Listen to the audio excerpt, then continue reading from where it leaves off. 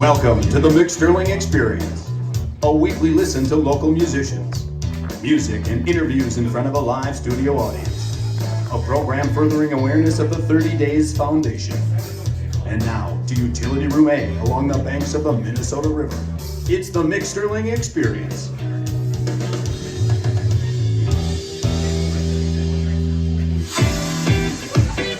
All right, welcome back. Our live audience is here. Yes, welcome back to another episode of the Mick Sterling Experience. And thank you to our presenting sponsor, Blaze Credit Union, on the web at blazecu.com. Tonight we are proud to have Mendota Valley Amusement as our special contributing sponsor. They have sponsored the food for our live audience, as well as making a generous donation to the 30 Days Foundation. More about Mendota Valley Amusement as we go. So let's get back to music and entertainment and interviews. Mick Sterling! Hey! Welcome everybody.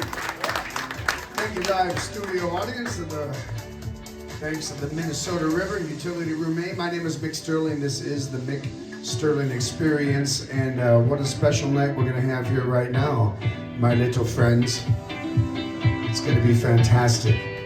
Here's what happens when you're in the beginning of something. It's very exciting when you're in the beginning of something, because you can sense an excitement, and I always kind of go back to what it must have felt like. I'm a huge Elton John fan. And there's a record that Elton John did called 11-17-70. And in that recording, it was just recorded in a radio studio, about 100 people. And Elton came and destroyed everybody. And you could tell that he was going to be a star. And it's interesting when you're in the moment and you're in the presence of something that is definitely unique and exciting. And I kind of feel like we're going to be at this thing for the Mick Sterling Experience tonight. It feels like a revelatory opportunity. And I think that's going to happen. I'm very eager to watch this person just a few feet from me.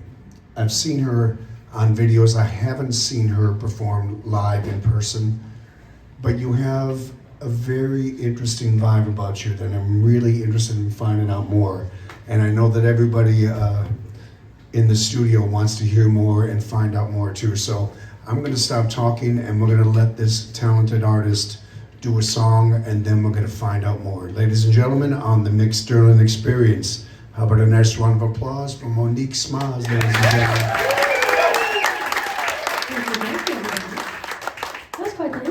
Thank you. I appreciate it. That was pretty good. I want to do a tune for you guys. This is my first song that I've ever released. So if you guys Google me after this show, you will find a lot of things. All right? Try and pay attention to the music-related ones, though. But you'll find this tune. This is, like I said, my very, very first song I ever did. This one is called Let Me In.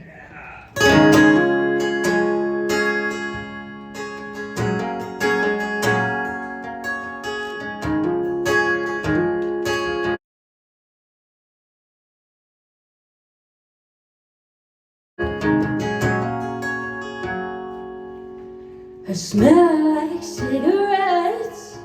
I've got a bottle on my breath. I don't think I should drive myself back one night. I know that you will show up here this late, pounding on the front door, and neither I say. Telling you I love you. We both know I don't love you. Can I stay with you till morning? I've been feeling kinda lonesome. I need you to remind me why we didn't work. Can I stay with you till morning? I've been feeling like I want you to pull me back in love like we have been.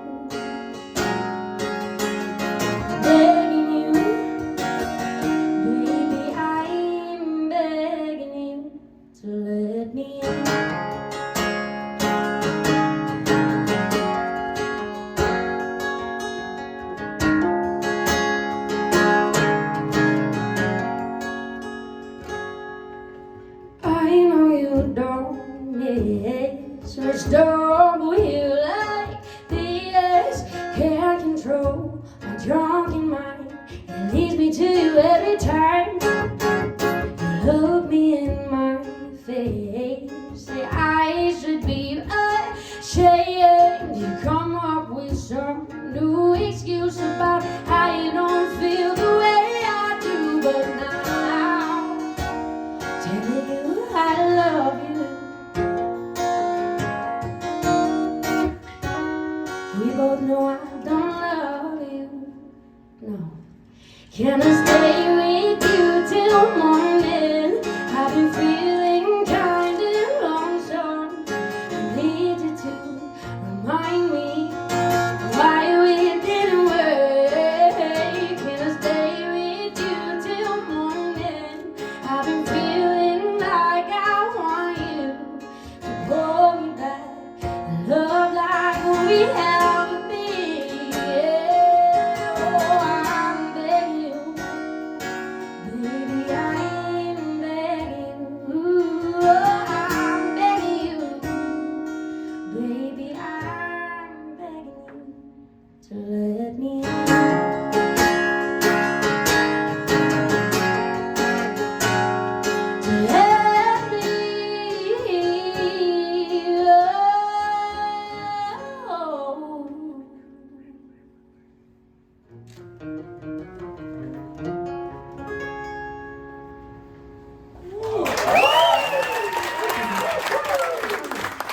My goodness. Monique Smaz, ladies and gentlemen, on the Mick Sterling Experience. Well, what a pleasure to meet you.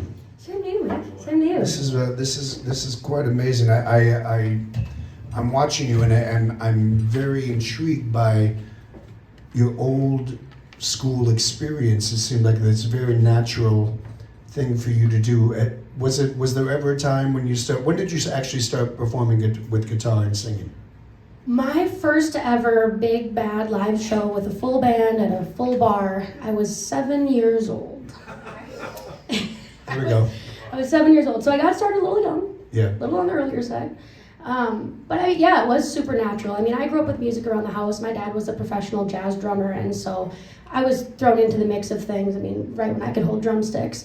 I thought I was going to grow up and be like the world's most badass girl drummer ever, and turns out people don't want to buy tickets to watch one person on stage drum. So this whole guitar and microphone thing kind of turned into what it was. Yeah. I guess you need the rest of the band for that to be a thing. So I started playing big live shows when I was 7 years old. I joined something called the St. Paul School of Rock. I don't know if anybody in here is familiar with that, or if you're familiar with it much. Yeah, okay, cool. We got a couple people in there, yeah. So it's an after-school music program, and it's for kids 8 to 18. But like I said, growing up around music and things like that, and kind of having some of that backbone already there, they let me in a little bit early, and you get put on a cover show. And you're with, 10, 15 other kids, all, like I said, ages 8 to 18, and you take private lessons once a week for an instrument of your choice. And then you come together as a group once a week, and you do a big rehearsal. And then every 3 to 4 months, we put on a big live tribute show. So my first ever show I ever did, and any songs I ever truly, really learned to play were Beatles songs. I was on a Beatles cover show, and we had our big end of the year tribute show at a place called O'Gara's in the Shanty. Okay, so we have some people familiar. All right, yeah, I've never been either, especially not when I was 7. But yeah, and so then every few months we would come by and we would, go to some of these local music venues that would allow us to come play, and we would do like a 2 p.m. show, and I mean, we would sell out. We would have so many people come through. It's a great concept. Yeah, and it was a great start. I mean, it got you into lessons, it got you into, onto stages, and then the performance aspect of things, and I mean, all the things that, maybe sports or whatever teach you too, the time management, that teamwork, that cooperation. So yeah, that was definitely a pillar of my career. I bet it had to feel different. I'm sure some of the players there didn't have a musical family. And when you have a musical family and you come into that, you're at an advantage for sure. You've just been ensconced in it your entire life. Yeah. I mean, I've definitely been lucky to grow up, having a dad who was very involved in the music scene. And although my mom is very pretty and very good at her 9 to 5 day job, she cannot clap, snap, on beat, nothing.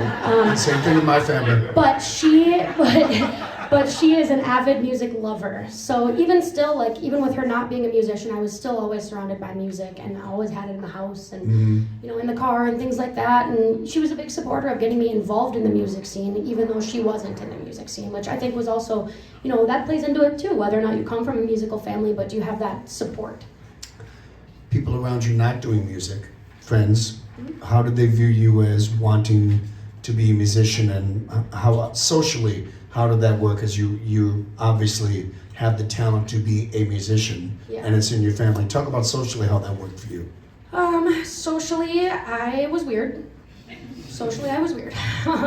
Yeah, I mean, like you said, not all the other 7-year-olds were, you know, going to School of Rock every day and playing big live shows at bars on the weekends. They were, I don't know, playing video games or hide and seek or whatever you're supposed to do. I don't know.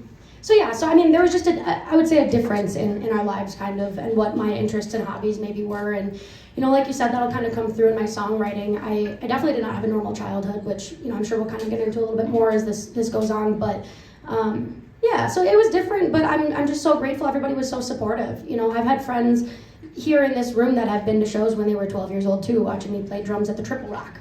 You know, so I was definitely kind of a black sheep in the sense that no one else did it. But I felt very, very supported and welcomed by all the people who were watching me do it, and you know, hoping for the best as I do kind of take this on as a career. So. I'm really interested to see where this hour goes. I think we're going to get into some very interesting things. And you mentioned the Triple Rock, and my son Tucker. That's the fastest. I saw my son Tucker perform at the Triple Rock, and I've never seen anyone throw a cigarette down faster than my son Tucker did, because he didn't want me to know that he was smoking. And I just laughed so hard. And that happened at the Triple Rock. It sounds like that happened at the Triple Rock. All right, folks, this is the Mick Sterling Experience in front of a live audience that is eagerly awaiting more stuff and more information and songs about this talented artist, Monique Smaz. The Mick Sterling Experience, coming back, ladies and gentlemen.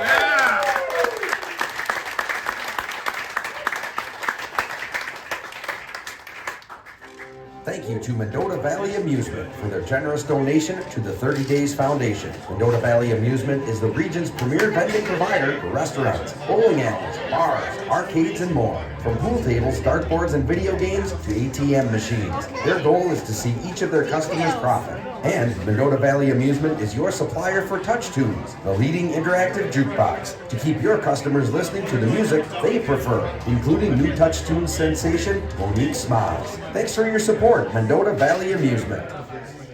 At CHS, we go the extra mile. Opening an original. All right,